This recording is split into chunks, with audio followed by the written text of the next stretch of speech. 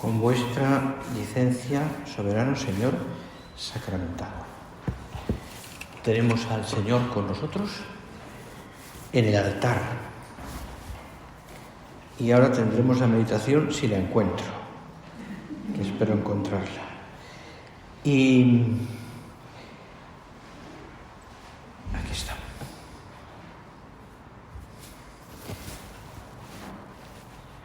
Pues volvemos otra vez a estos retiros de miércoles que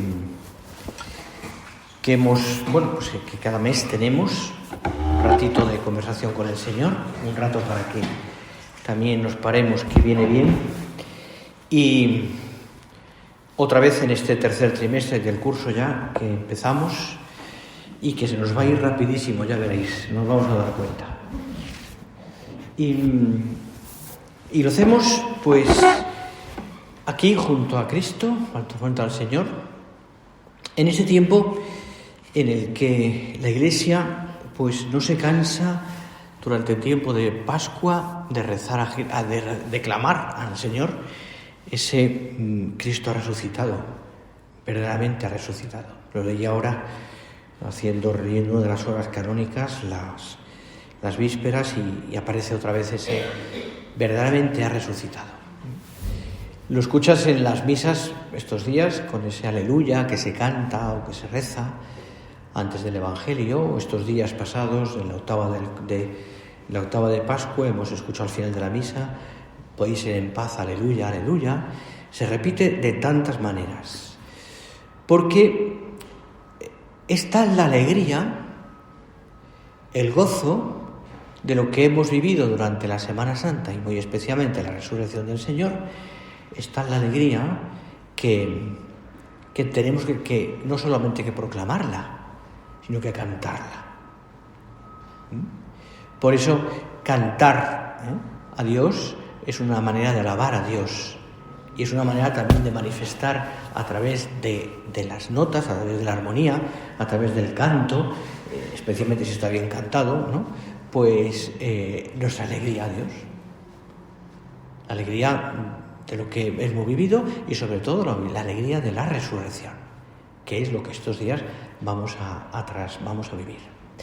Voy a ponerte el ejemplo de aquellos dos que lo has escuchado estos días, de aquellos dos discípulos del Señor. Uno se llamaba Cleofás, el otro no lo sabemos porque aparece en el texto así, el nombre de unos dos que se van a Emaús, camino de Emaús.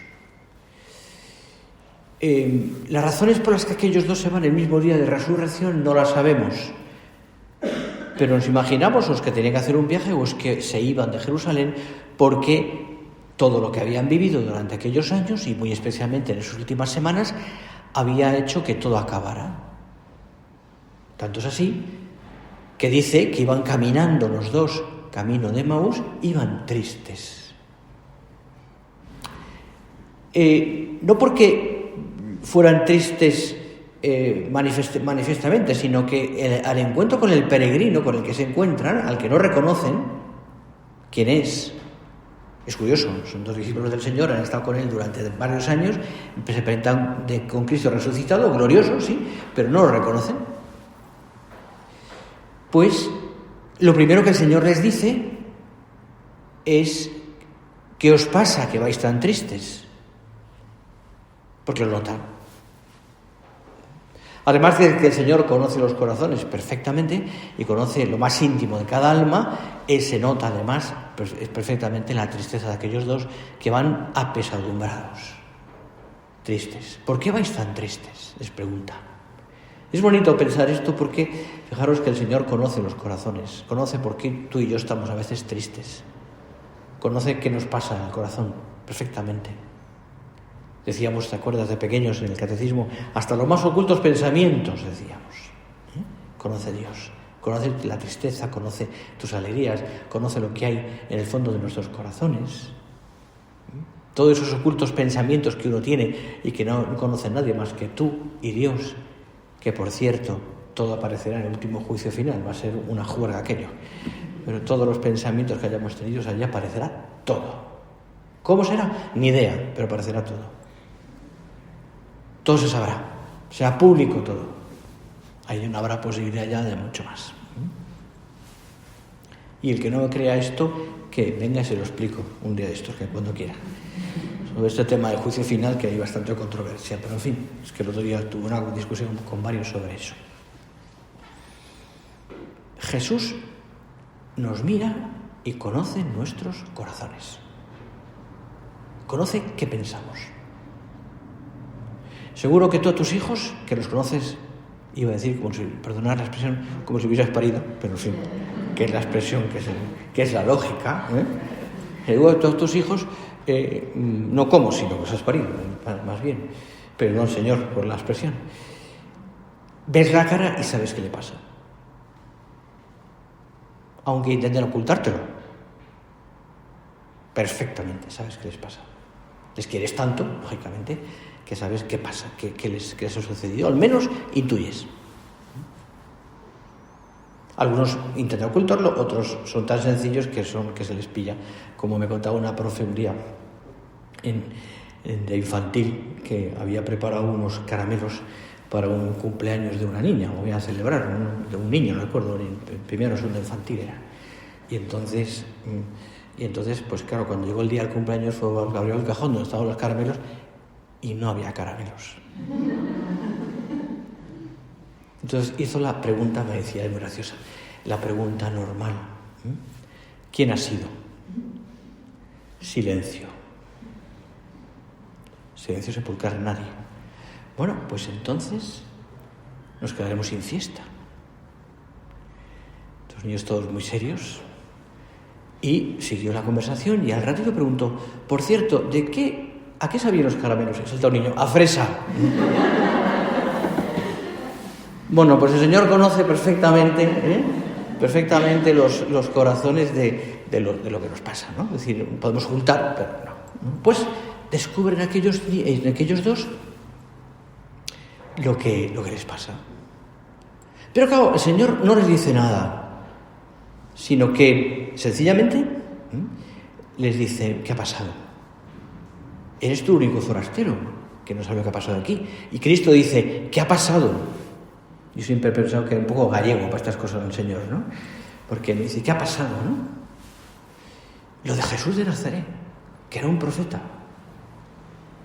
Y cuenta un poquito, en poco tiempo, la vida del Señor, bueno, un poquito de lo que el Señor ha hecho y lo contentos que estaban con él. Pero acaban diciendo,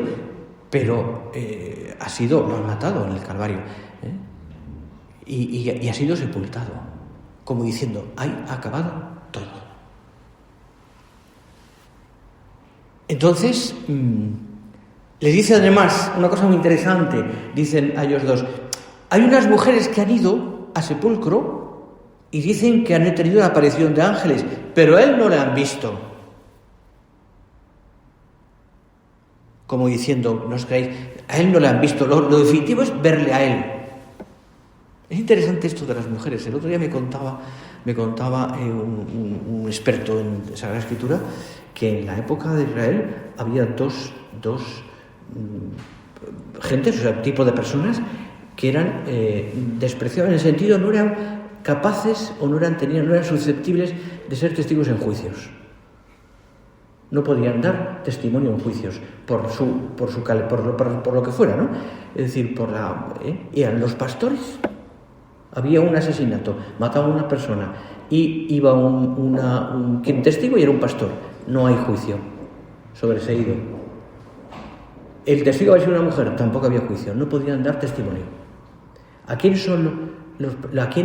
grupos de personas se presenta el Señor y reconocen como Dios? A los pastores en el nacimiento y a las mujeres en la resurrección. Seguramente porque el Señor quería que fuera así. ¿Quiénes son los que reconocen a Cristo? Los pastores y las mujeres. María Magdalena, las mujeres. Bueno, sigo. Y entonces el Señor le dice, qué tardos sois de corazón. ¿Cómo no podéis entender esto? Y entonces les dice, no lo cuenta, pero dice cómo durante ese camino hacia Emaús, el Señor les va contando la Escritura y les dice, concretamente cómo las profecías del Antiguo Testamento se habían ido cumpliendo en el Señor. Es una clase de exégesis de la Escritura impresionante, para haberla grabado, pero en fin, no era el momento. Pero porque, claro, que el mismo Jesucristo sea el que interprete la Escritura y que diga cómo fue aquello, es precioso. De tal manera que llegan a Emaús, se hace de noche y Jesús sigue, el peregrino sigue camino y le paran. ¿Dónde vas? Quédate con nosotros que ya anochece. Jesús se queda con ellos y, como es lógico, se van a compartir la cena, el final del día, como buenos amigos. Se han hecho amigos durante el camino y en ese momento, cuando dice la Escritura que al partir el pan le reconocen. Justo al partir el pan. Es el momento en el que reconocen. Y fijaros qué cosa tan hermosa, ¿no? Porque no sé si fue por el modo de partir el pan, no sé si porque el Señor en ese momento tiene que manifestarlo, lo que sea, pero reconocen. Y enseguida aquellos dos, claro, se dan cuenta, hemos estado con el Señor. ¿Y qué hacen? Era de noche, pero les da igual, se vuelven a Jerusalén corriendo. El camino que han hecho hacia Emaús, que es unos 23 kilómetros, vuelven otra vez corriendo para comunicar la alegría de haber encontrado a Cristo resucitado. Y dicen, ¿no ardía nuestro corazón mientras que nos explicabas las Escrituras? Les ha cambiado la vida. Les ha cambiado la vida.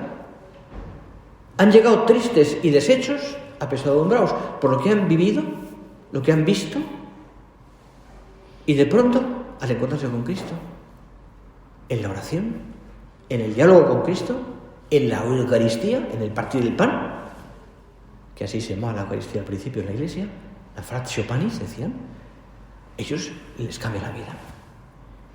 ¿Y qué significa eso? Que se llenan de una inmensa alegría. De una inmensa alegría.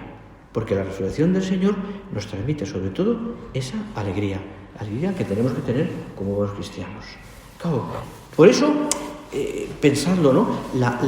Toda la Sagrada Escritura, todos los textos después de la resurrección del Señor están llenos de una alegría inmensa, ¿no? El descubrimiento de Cristo, la aparición de Cristo junto a los apóstoles, cuando come el pan con ellos, cuando en aquel encuentro también en la playa donde le reconocen, y Pedro salta del barco para esperar a Jesús, el encuentro con muchas más personas, ¿no? Donde va apareciendo el Señor, relatado con María Magdalena, en fin, cómo va, el Señor va como con Tomás. Claro, ¿qué sienten ellos? Pues que todo lo que habían escuchado durante tantos años con el Señor, lo que habían ido viviendo con Él, aquello que parece que todo se ha acabado, se ha roto y se ha destrozado con la pasión y la muerte del Señor, era verdad. ¿Por qué? Porque su vida ha cambiado. Es decir, ha cambiado porque le ha resuelto el corazón. Darle un toquecito en la puerta, que no enseñe mucho. Les ha cambiado el corazón. De tal manera que lo que manifiesta totalmente toda la Pascua es la alegría. Y esto es lo que quería hoy transmitiros también a vosotras. La alegría de tener al Señor. Y uno se pregunta, ¿no?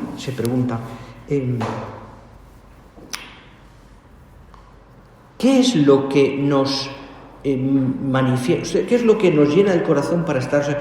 O quizá de otra manera puedo planteártelo. ¿Qué nos hace estar llenos de alegría? ¿O qué es la alegría en ese sentido? Y cómo la tenemos en el corazón. ¿Qué es la alegría realmente, no?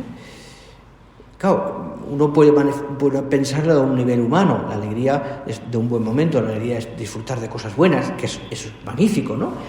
Pero el gozo que un cristiano tiene está asentado en el corazón cuando en ese corazón está Dios y cuando hay paz. ¿Y cuál es el camino para que en un corazón que se sabe hijo de Dios, importante, haya siempre esa paz? El tener a Dios, es decir, la gracia.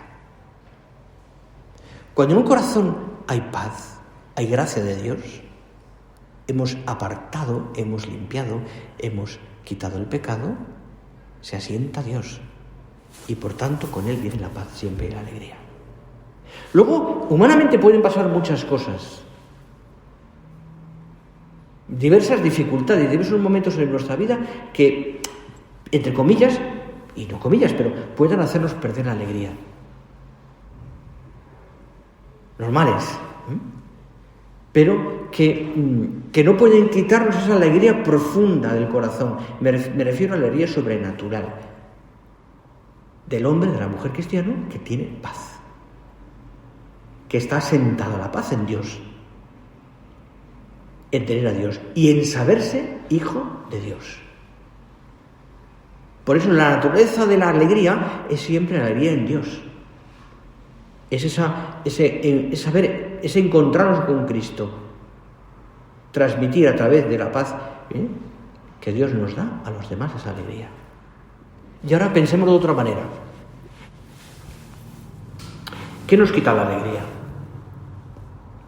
¿O por qué hay ocasiones en las cuales parece que la alegría nos falta? ¿Por tristeza, o por enfado, o por situaciones concretas, de lo que sea, dificultades, mil ocasiones que nos pueden pasar? ¿Por qué? O si quieres pensar de otra manera, ¿qué a ti en concreto, qué te hace perder la alegría? Y entonces uno empieza a darle vueltas y descubre cosas. Pues una situación económica difícil, un hijo que no acaba de funcionar,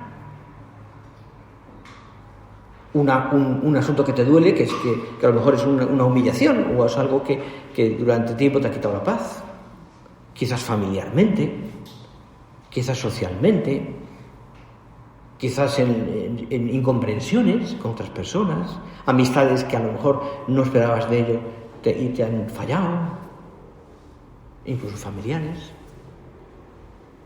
Y cada una tiene su historia y seguramente habrá cosas en tu corazón que dices, ¿por qué pasa esto?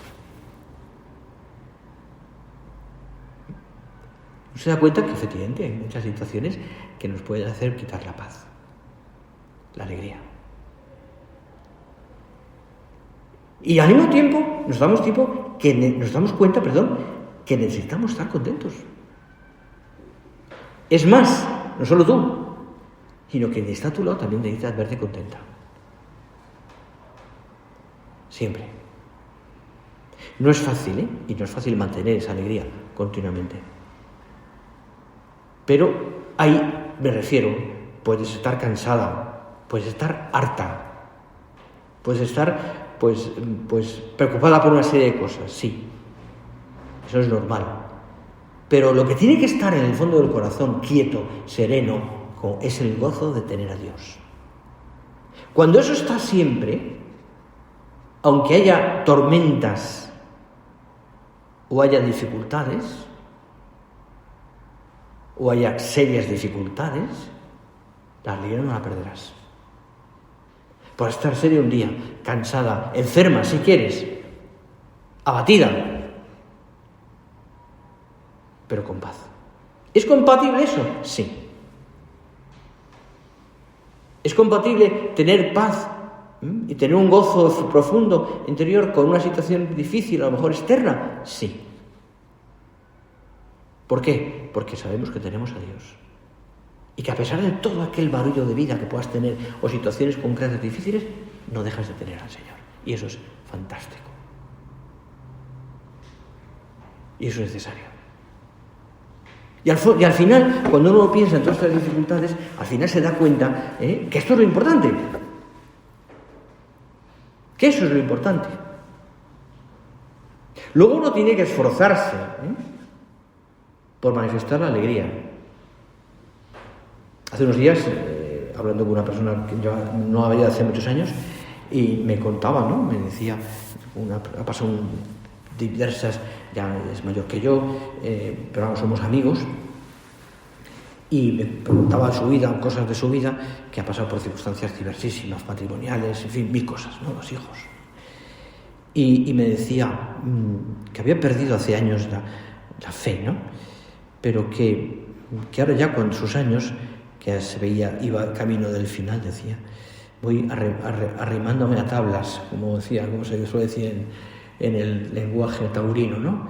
Pues decía que claro, dice, si toda esta vida que he vivido tuviera como final la nada, ¿qué sentido tiene?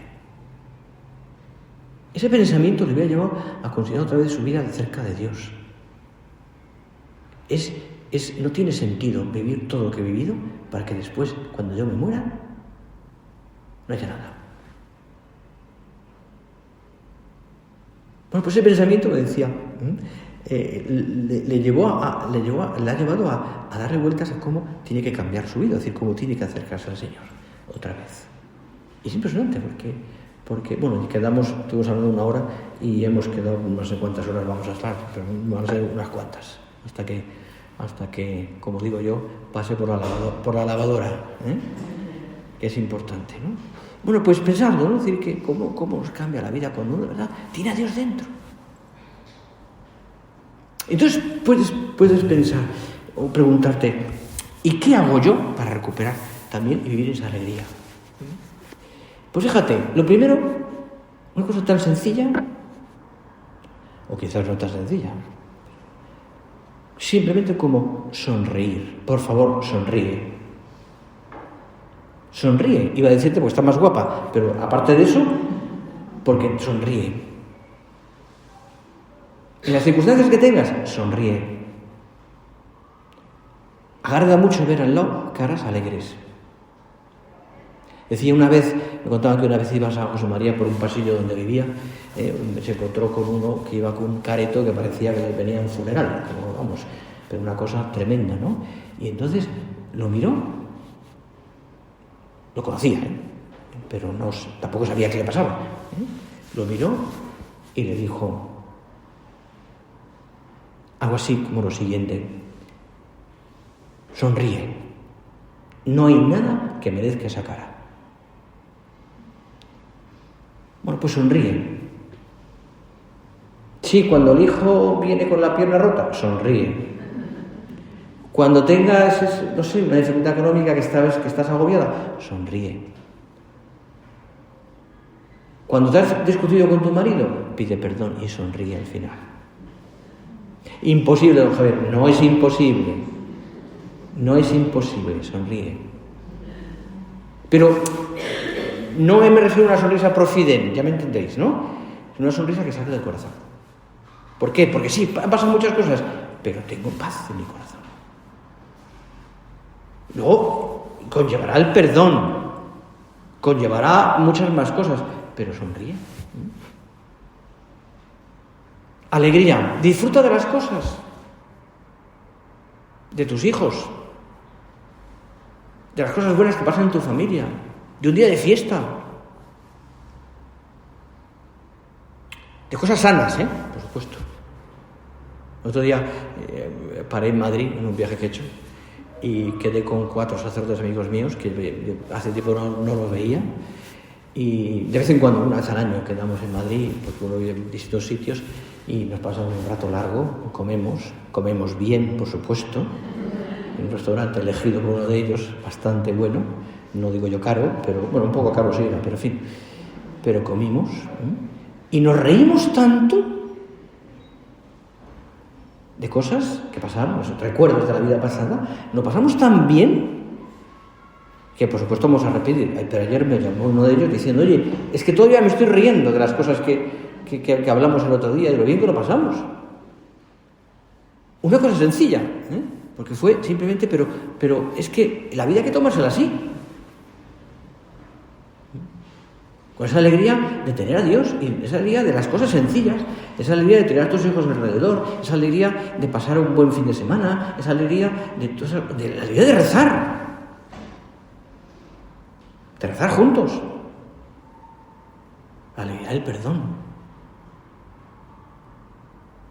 en el fondo la alegría de tener a Dios. Y cuando te das cuenta de cuántas cosas pequeñas que son maravillosas, que te llevan a Dios, verás cómo descubres en el fondo del corazón esa alegría, ese gozo que estamos hablando. El gozo espiritual de tener a Dios. Ese es el que sirve. Luego habrá días que llorarás, normal. No pasa nada, llora. Tienes que llorar. Que sentirás el punzón de lo que sea, del dolor de lo que sea, pero no pierdas nunca esa paz del alma. Los 2 discípulos de Emaús recuperaron la alegría porque se encontraron con el Señor. Se encontraron con el Señor.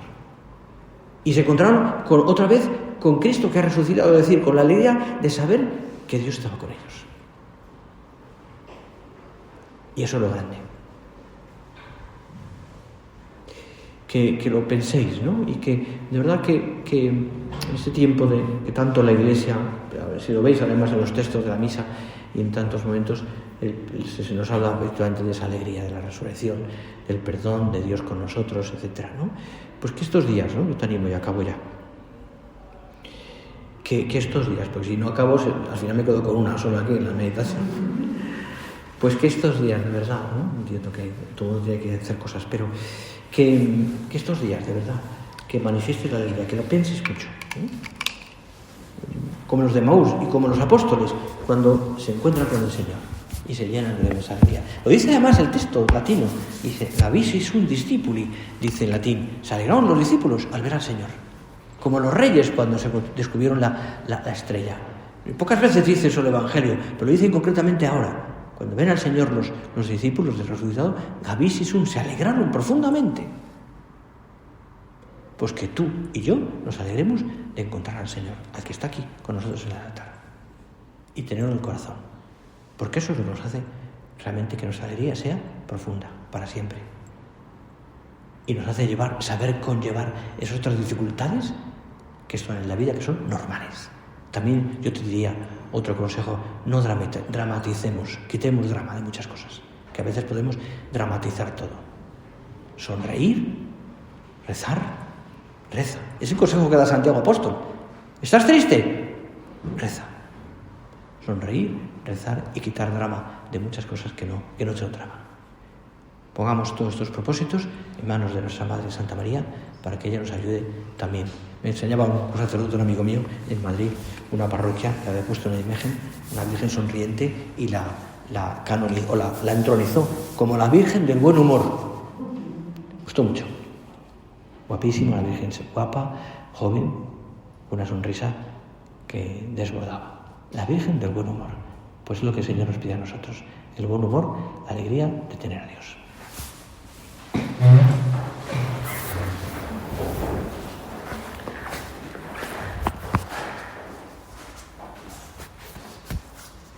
Te doy gracias, Dios mío, por los buenos propósitos, afectos e inspiraciones que me has comunicado en esta meditación. Te pido ayuda para ponerlos por obra. Madre mía Inmaculada, San José, mi Padre y Señor, Ángel de mi guarda, interceded por mí.